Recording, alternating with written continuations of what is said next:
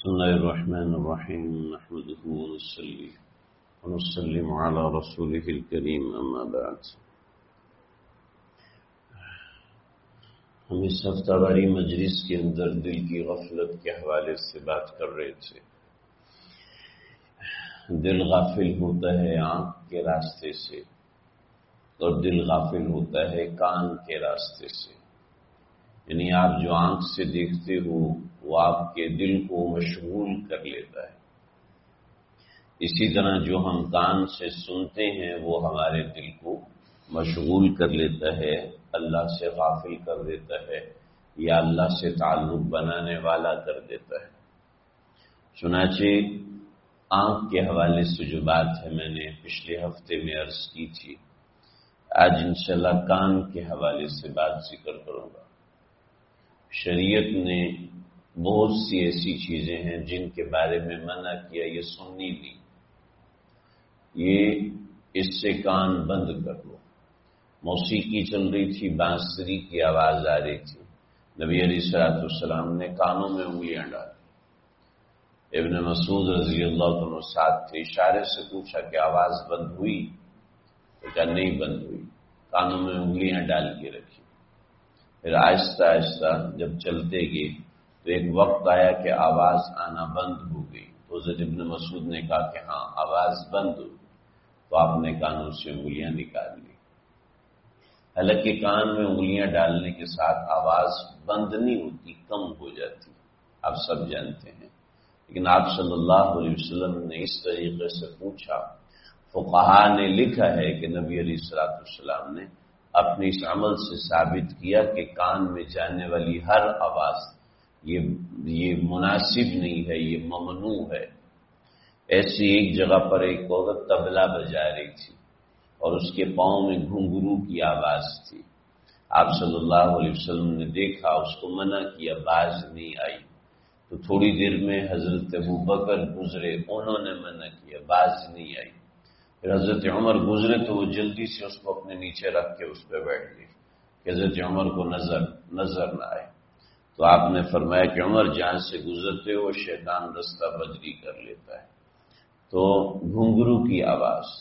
پھر وَلَا تَخْضَعْنَ بِالْقَوْلِ، امہات کو منع کیا کہ جب تم بات کرو تو اپنی آواز میں نرمی نہ پیدا کرو. کیوں؟ ان کی آواز میں نرمی ہوگی، وہ مرد کے کان میں پڑے گی تو کہیں ایسا نہ ہو فَيَطْمَعَ الَّذِي فِي قَلْبِهِ مَرْضٌ، فَيَطْمَعَ الَّذِي فِي قَلْبِهِ مَرْضٌ، کہ اس کی آواز سے سامنے والے مرد کے دل میں مرض پیدا ہوتا ہے، بیماری پیدا ہوتی ہے. آپ سمجھ سکتے ہیں وہ کوئی ہارٹ اٹیک تو نہیں ہے، آپ سمجھ سکتے ہیں کہ کون سے مرض کی بات. فَيَطْمَعَ الَّذِي فِي قَلْبِهِ مَرْضٌ، کہ دل میں ایک مرض ہوتا ہے، وہ جاگ جاتا ہے، وہ اٹھ جاتا ہے، اس میں لالچ اور طمع آنا شروع ہو جاتی ہے. تو یہ آواز سننے کی منع فرمایا کہ مت سنو اس آواز کو. اسی طریقے سے اور بے شمار مقامات ہیں آپ علیہ السلام نے اس بات سننے کو منع کی. ایک عورت بول رہی تھی، دوسری سن رہی تھی. آپ نے فرمایا تم دونوں ایک دوسرے کی غیبت کر رہے ہو اور یہ ایسے ہے جیسے کہ تم گوشت، مردہ بھائی کا گوشت کھا رہے ہو. کہ قرآن مجید میں بھی آیا اور حدیث میں بھی آیا، غیبت کرنے سننے والا ایسے ہے جیسے سامنے والا مردہ بھائی کا گوشت کھا رہا ہے. پھر حدیث میں آتا ہے کہ ان کی حالت خراب تھی، آپ کے پاس آئیں، آپ نے کہا گلے میں انگلی مارو. گلے میں انگلی ماری تو اندر سے گوشت کے لوگ کھڑے نکلے اور وہ بھی کچے. تو آپ نے فرمایا کہ دیکھو یہ کیا ہے، یہ تم نے بھائی کی غیبت کی ہے، کسی بہن کی غیبت کی ہے، جس کی وجہ سے سنی ہے، جس کی وجہ سے یہ معاملہ ہوا. کہ کان ایک ایسی چیز ہے کہ اس کے ذریعے سے آپ جو سنتے ہیں وہ دل پہ اثر کرتا ہے. اب دل کو مجلہ و مصفہ بناتا ہے، مزکہ بناتا ہے، یا پھر دل کو غافل بناتا ہے. اب یہ ہمارے اختیار میں ہے کہ ہم کان کے ذریعے سے کیا سنتے ہیں، کان کے ذریعے سے کون سے تخیلات میں جاتے ہیں. تو یہ ہمارے اختیار کے اوپر مبنی ہوتا ہے کہ ہم اس کو کیا کرتے ہیں. نبی علیہ السلام کا کی جتنے بھی اقوال اور جتنے بھی افعال ہیں یہ سب سمجھاتے ہیں۔ چنانچہ بہت سے امراض ہیں کان کے، موٹی موٹی بات ذکر کرتا ہوں کہ جو چیز آپ کے دل میں غفلت پیدا کرنے لگے، جس چیز سے آپ کے دل میں غفلت پیدا ہونے لگے تو سمجھیں کہ یہ معاملہ ہے۔ البتہ اب کان کے ذریعے سے ہم انٹرٹینمنٹ بھی سنتے ہیں اور کان کے ذریعے سے ہم بہت سے اچھی باتیں سنتے ہیں۔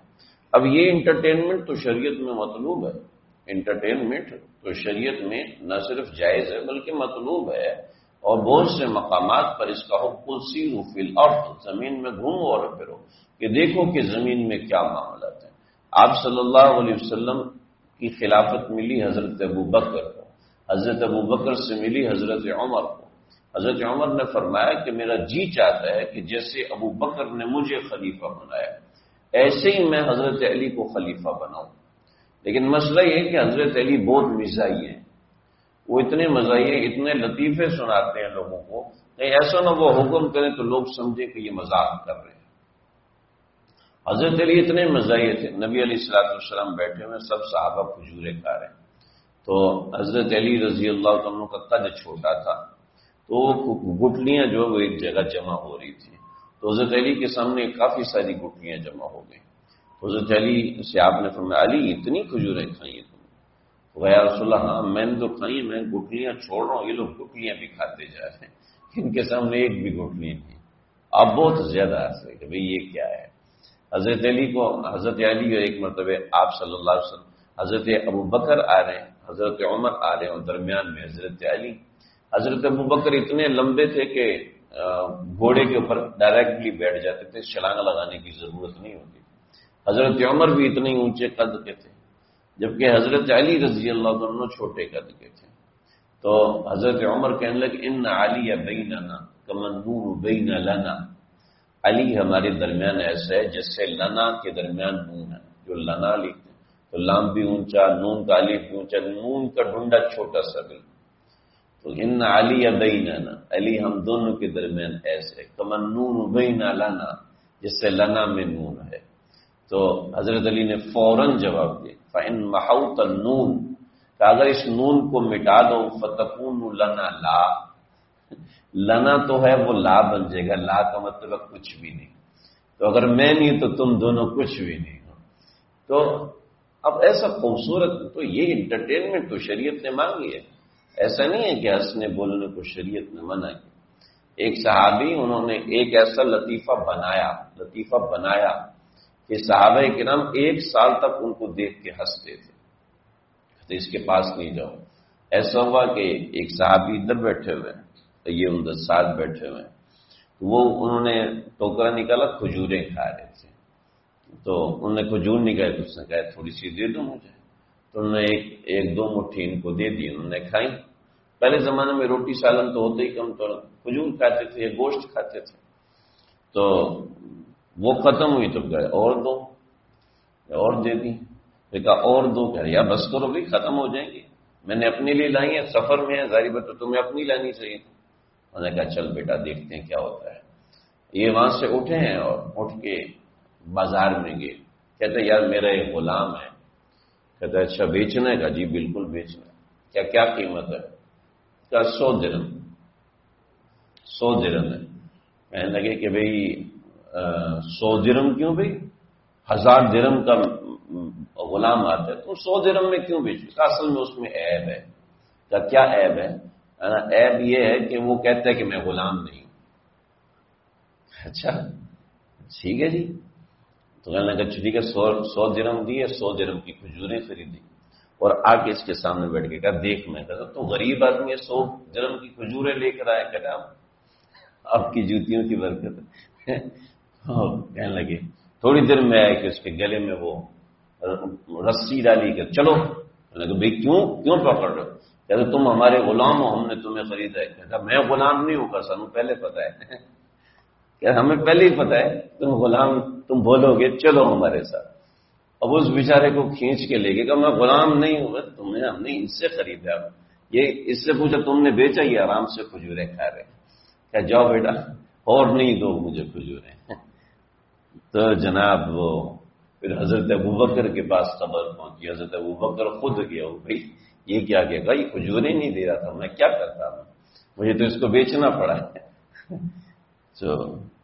تو وہ اتنے مزاحیہ تھے کہ دور سے صحابہ دیکھ کے ان کو ہنستے تھے، کبھی ایسا نہ یہ کسی کو بیچ دے گا پتہ بھی نہیں چلے گا۔ تو یہ انٹرٹینمنٹ شریعت نے منع نہیں کی ہے۔ تو اصل میں جو چیز ممنوع ہے وہ دراصل ہمارے لیے نقصان دہ۔ الغنا ينبت النفاق كما ينبت الزرع الماء، کہ جو گانا ہے، موسیقی ہے، یہ دل میں نفاق کو ایسے اگاتی ہے جیسے پانی کھیتی کو اگاتا ہے، یعنی دل کے اندر نفاق پیدا ہو جاتا ہے جب انسان گانا سنتا ہے، جب انسان موسیقی سنتا ہے۔ اور آج ہر جگہ پر یہ چیز داخل ہو چکی، خبریں کھولو تو اس میں موسیقی، کہیں سے گزرو وہاں پہ موسیقی چل رہی ہے، کوئی ویڈیو چل رہی ہے اس کے بیک سائڈ پہ موسیقی چل رہی ہے، نعتوں کے ساتھ موسیقی کو لگا دیا، اور گانوں کے ساتھ تو موسیقی ہے ہی لیکن نعتوں کے ساتھ موسیقی لگا دی۔ رنگ ٹونز کے اندر آپ 8 لاکھ کا آئی فون خریدو گے، اس کے اندر آپ کو بغیر موسیقی والی ٹون نہیں ملتی، ایک دو ٹیون ملتی ہیں وہ بڑی مشکل سے، ورنہ اور بغیر موسیقی کی ٹیون ملتی ہیں۔ ایئرپورٹ پہ جائیں گے آپ کو وہاں پر موسیقی، اب ریسٹورینٹ میں جائیں گے آپ کو وہاں پر موسیقی۔ ایک جگہ پر ہم گئے فیملی کے ساتھ، میں نے کہا یار آپ ایٹ لیسٹ یہ میوزک بند کر دو، میں نے کہا آپ کو جانے چلے جائیں، ہم یہ میوزک ہم بند نہیں کر سکتے۔ کیا جی یہ ہماری روایت ہے، ہمارا ٹریڈیشن ہے، ہماری دنیا بھر کی جو بھی برانچیز ہیں سب کے اندر یہ ہوتا ہے، لہٰذا ہمیں یہ کرنا پڑے گا۔ آپ چلے جائیں، آپ ان سے کہ ہم 40 بندے، آپ کو موسیقی بند کرنی پڑے، ہو گئے چلے جائیں 40 بندے 50 بندے، ہم بند نہیں کرتے۔ آؤٹ لیٹس ایسے ہیں وہاں پہ موسیقی لگانا انہوں نے مجبوری بنا لی، میکڈونلڈز اور یہ وہ، ہم تو اس کی بات ہی نہیں کرتے۔ جو پاکستانی ریسٹورینٹس ہیں، جو عرب کے ریسٹورینٹس ہیں، اس کے اندر بھی جناب آپ کو عربی میوزک ملے گا، جی یہ ضرور، اب کچھ نہیں ہوتا بس پیر میں، یہ اللہ کے نبی نے فرمایا تو آپ کیسے کہہ سکتے ہیں کچھ نہیں ہوتا؟ آپ علیہ السلام نے فرمایا الغنا ينبت النفاق، گانا تو نفاق کو ایسے اگاتا ہے۔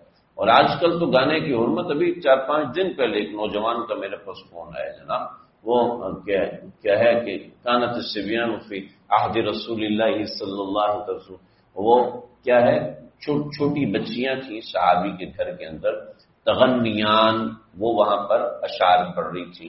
اب وہ نوجوان کا فون ہے، کیا دیکھو اس کے اندر ٹرانسلیشن کی کہ وہ گانا گا رہی تھی، سنگنگ دا سانگ، وہ گانا گا رہی تھی۔ میں نے کہا دیکھو یہ ترجمہ کس نے کیا سنگنگ دا سانگ، یہ ترجمہ ہی غلط ہے، حدیث کا مطلب ہے۔ اور وہ جو اشعار گا رہی تھی، وفینا رسول اللہ، وہ تعلم ما فی غدا، وہ اشعار یہ تھے جس کو انہوں نے انگلش ٹرانسلیشن میں کہے کہ وہ سنگنگ دا سانگ تھا، وہ گانے گا رہی تھی۔ میں نے کہا آپ ذرا یہ ترجمہ دیکھو، اور اس لفظ کا ترجمہ میں لغت میں نکال کے دیا، تو جی فلاں اسکالر تو کہتے کہ موسیقی حلال ہے، فلانا ڈماغ ہے یہ وہ۔ تو خیر یہ تو ایک الگ موضوع ہے کہ اسکالر کیا ہوتا ہے، ان کا کام ہی شریعت و دین کو بگاڑ کے پیش کرنا ہے۔ 10 باتیں اچھی کرتی ہیں، ایک اپنے مطلب کی کرتے ہیں، 10 اچھی اس لیے کرتے ہیں تاکہ وہ اپنے مطلب کی بات کر سکیں۔ الامان والحفیظ، کبھی آپ نے دیکھا شارٹ کٹ میں کوئی ڈاکٹر بنا ہے، وہ لوگوں کا علاج کر رہا ہے، شارٹ کٹ میں عالم بہت بن رہے ہیں، وہ سب کو دین سکھا رہے ہیں، دین سمجھا رہے ہیں، کہ نہ ان کو صرف آتی ہے، نہ نحو آتی ہے، نہ منطق، نہ بلاغت، نہ فلسفہ، کچھ بھی نہیں، حدیث کے ترجمے پڑھ کے لوگوں کو بتا رہے دیکھو یہ مسئلہ ہے، دیکھو یہ مسئلہ ہے، دیکھو یہ مسئلہ ہے۔ اس کے ذریعے سے کیا گمراہی پھیل رہی ہے، اور واضح گمراہی پھیل رہی ہے، دو اور دو چار کی طرح گمراہی پھیل رہی ہے۔ لیکن ہم کہتے ہیں تقریر تو اچھی کر رہے ہیں، سمجھ میں آنے والی بات، لاجک سے بات کرتے ہیں، قرآن لاجک والا ہے ہی نہیں، تو آپ لاجک کی بات کیسے ایکسپٹ کر رہے ہیں؟ قرآن تو لاجک پہ نہیں چلتا، قرآن تو حدیث و تفسیر اللہ کے نبی کتابیں 85 باتیں ایسی۔ میں صبح سے لے کے شام تک پڑھاتا ہوں، اور میری پڑھانے میں بڑی بڑی کتابیں آتی ہیں اور چھوٹی کتابیں بھی آتی ہیں، یعنی فن کی کتابیں بھی آتی ہیں، فن جس کو پرنسپلز کہتے ہیں، اور آرٹ کی کتابیں آتی ہیں جس کے اندر خاص طور پر نحو، صرف، بلاغت اور اس طرح کی چیزیں میرے پڑھانے میں آتی ہیں۔ اس میں ایک ایک لفظ کو دیکھا جاتا ہے، اور بڑی بڑی کتابیں بخاری، ابو داؤد جیسی کتابیں بھی آتی ہیں میرے پڑھانے میں۔ اس کے اندر میں 18 سال سے اس کام میں لگا ہوں، میں کئی دن ایک حدیث میں پھنس جاتا ہوں، کئی دن پھنس جاتا ہوں۔ اور ابھی ایک حدیث ہمارے سبق میں آئی ہوئی ہے میں اس کے پیچھے صبح لگاؤں اور فجر کے بعد سے بیٹھا ہوں، فجر کے پہلے سے بیٹھا ہوں، اور 11:30 بجے میں نے کتاب بند کی، مجھے سمجھ میں نہیں آ رہی، کئی اساتذہ سے رابطہ کیا، پوچھا، یعنی ایک حدیث واضح حدیث ہے لیکن نہیں سمجھ میں آ رہی، جسٹیفیکیشن نہیں ہو پا رہی، یہ حدیث اس حدیث کے خلاف، وہ حدیث اس مسئلے کے خلاف، یہ مسئلہ قرآن کے مطابق، اس کے مطابق، اس میں کہ جب تک مسئلے میں گہرائی نہیں آئے گی اس وقت تک بصیرت حاصل ہو نہیں سکتی۔ لیکن ہم دو ترجمے پڑھ کے اور جناب وہاں تفسیر پڑھنا شروع ہو، ظاہر بات ہے ان کو فالو بھی کرتے ہیں، کیوں جی وہ درمیان میں اپنے ایکسپیرینس بتا رہا ہوتا ہے، میں امریکہ گیا تو وہاں یہ ہوا، میں فرانس گیا تو وہاں یہ ہوا، میں جاپان گیا تو وہاں یہ ہوا۔ اب ظاہر بات ہے وہ باتیں سننا اچھا لگتا ہے کہ جناب ادھر گئے یہ ہوا وہ ہوا، تو ظاہر بات ہے پھر وہ تفسیر، وہ کہتے ہیں کہ اس کے اندر سوائے تفسیر کے اور سب کچھ ہوتا ہے، سوائے حدیث کے اور سب کچھ ہوتا ہے، وہ اپنے ایکسپیرینس کو بیان کر کے پھر حدیث بیان کرتے، جیسے حدیث آپ کے تجربے کتابیں ہیں۔ خیر ہم ایسے کسی کے بارے میں بات نہیں کرتے، تو بنیادی مقصد یہ ہے کہ ہمارے پیچھے ذہن سازی اس طریقے سے ہوتی ہے کہ ہمیں وہ اصل مسئلہ سمجھ میں نہیں آتا، دوسری چیزوں میں الجھ جاتے ہیں۔ تو ایسے ہی جناب اس کے پیچھے میوزک کوئی مسئلے کی بات نہیں، کوئی ایسی بات نہیں، کوئی ویسی بات نہیں ایسا نہیں۔ آج ہم نے گانے کو حرام سمجھنا ہی وہ کر دیا ہے، تو وہ بچیاں گانا نہیں گا رہی تھی، وفینا رسول اللہ یعلم ما فی غدا، آپ نے ہمیں اس کو روکو، یعلم ما فی غدا نہ کہ یہ نہ کہ اللہ ہمارے درمیان اللہ کے رسول ہیں، یہ تو ٹھیک ہے، اور فحینا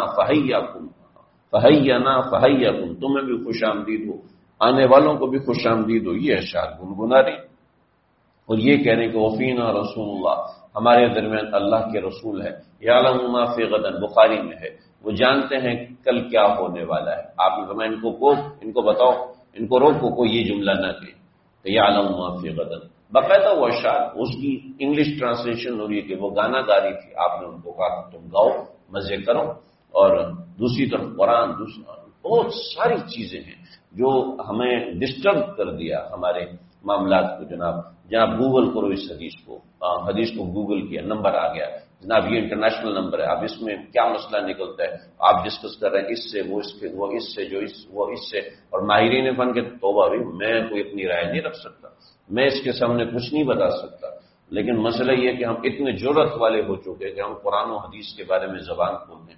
چنانچہ یہی وجہ ہے کہ موسیقی کو لوگوں نے بہت لائٹ لینا شروع کر دیا، اور بہت زیادہ لائٹ لینا شروع کر دیا۔ موسیقی ایسا گناہ ہے جو ایک بار اندر سرایت کر جائے تو یہ زہر کی طرح اندر جم جاتا ہے، آسانی سے نکلتا نہیں، بہت خطرناک چیز ہے۔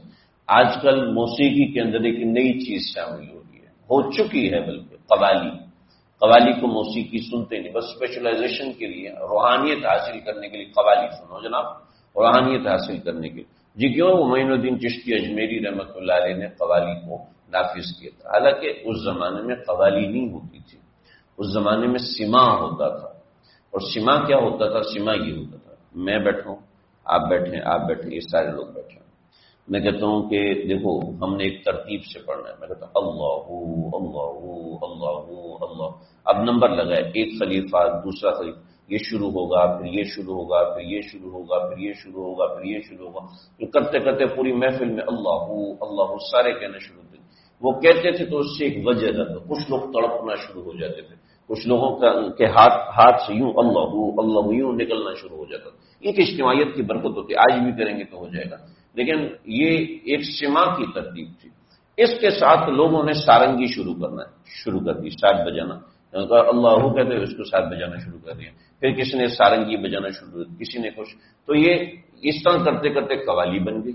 لیکن معین الدین چشتی اجمیری کے زمانے میں اس طرح سماع ہوتا تھا، تو مفتی عبدالغفار صاحب رحمۃ اللہ تعالی علیہ اس زمانے کے بڑے مفتی تھے، وہ آئے اور کہنے لگے معین الدین آپ یہ نہیں کریں گے، واقعہ تھوڑا سا لمبا ہے، میں مختصر کر کے سناتا ہوں، آپ یہ نہیں کریں گے کہ آگے چل کے یہ سماع قوالی کی شکل اختیار کرے گا، جو کہ درست نہیں ہے، ضرورت اس قوالی کا نام تو نہیں تھا، تو یہ درست نہیں، آپ غلط کر رہے ہیں۔ معین الدین چشتی اجمیری کہنے لگے نہ بھائی مجھے کرنے دو۔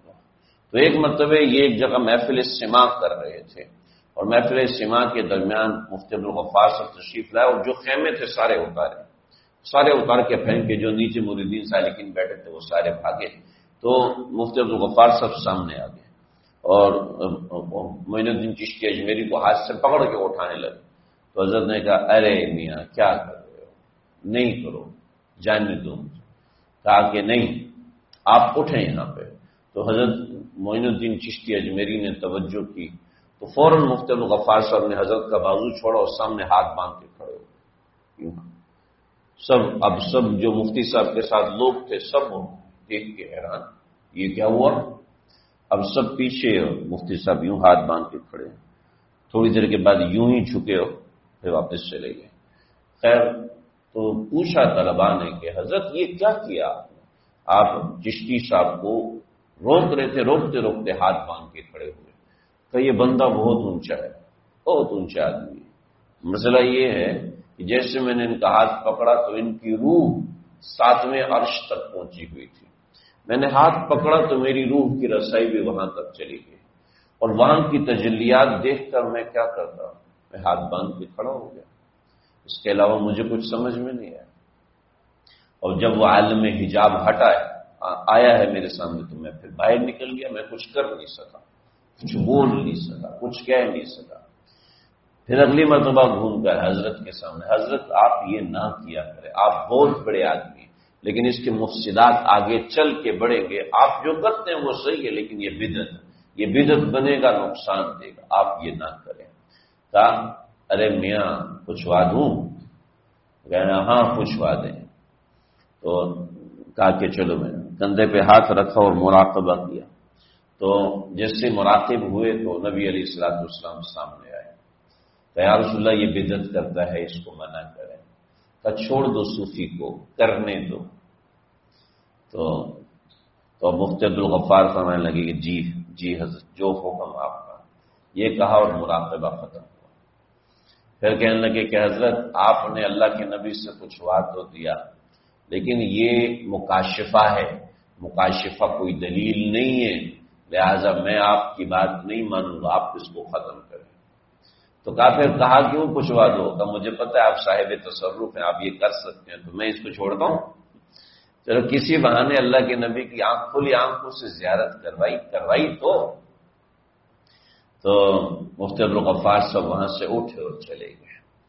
اور حضرت کی زندگی میں مفتی عبدالغفار صاحب کا انتقال ہونے والا تھا تو معین الدین چشتی تشریف لائے. اس وقت تک یہ جو سما تھا یہ قوالی کی شکل اختیار کر چکا تھا. کئی مقامات پر کرتا تھا لیکن اس میں موسیقی شامل ہونا شروع ہو گئی تھی. تو حضرت معین الدین چشتی اجمیری تشریف لائے تو کہا کہ حضرت اجازت چاہتے ہیں عیادت کے لیے. تو مفتی صاحب نے فرمایا کہ معین الدین چشتی اجمیری سے کہو کہ میرے لیے دعا کریں لیکن میں کسی بدعتی کی شکل دیکھ کر مرتے وقت زندگی ختم نہیں کرنا چاہتا. جا کے بتایا کہ مفتی صاحب منع کر رہے ہیں. تو مفتی صاحب سے کہو کہ بدعتی توبہ کر کے آیا ہے، وہ آپ کے ہاتھ پہ توبہ کرنا چاہتا ہے، تو اگر اجازت دی تو آ جاؤ. جب واپس گیا پیغامبر لے کر پیغام تو کہا اچھا توبہ کرتے ہیں. تو کہا یہ میرا امامہ اٹھا اور ان سے کہو کہ آپ ضرور آئیں مگر شرط یہ ہے کہ آپ اس امامے پہ پاؤں رکھ کے آئیں کہ آپ جس مقام کے آدمی ہیں اس مقام تک تو ہمارا امامہ بھی نہیں پہنچ سکتا، تو آپ اس امامے پہ پاؤں رکھ کے آئیں. تو حضرت نے وہ امامہ اٹھایا اور سر پہ رکھا تھا. یہ امامہ سنت ہے، میرے جیسے معین الدین اس امامے کے سامنے کچھ بھی نہیں.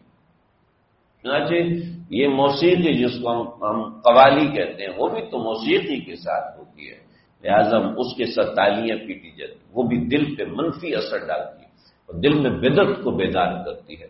جب دل میں بدعت بیدار ہوتی ہے تو سنت اپنی جگہ پکڑ ہی نہیں سکتی، بنا ہی نہیں سکتی. تو اس کی ابتدا ہوتی ہے موسیقی سے کہ موسیقی جو دل میں غفلت پیدا کرتی ہے اس سے اللہ کے تعلق کا تار چھیڑ ہی نہیں سکتا، اس سے اللہ کے تعلق بڑی دوری پیدا ہو جاتی. اپنے کانوں کو اس سے بچائیں، اس کی غفلت بڑی خطرناک ہے.